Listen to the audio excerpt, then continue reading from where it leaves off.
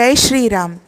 అంతా మంచిగున్నప్పుడు అందరూ బాగుంటారు, కానీ ఏమీ బాలేనప్పుడు నువ్వు ఎలా ఉంటావు దాని మీదనే నీకు గుర్తింపు వస్తుంది.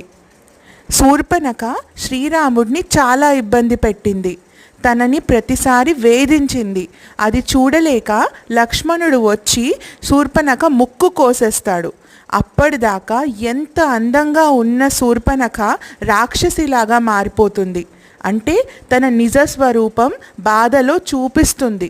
అంటే ప్రతి ఒక్క మనిషికి కొన్ని బాధలు వస్తాయి.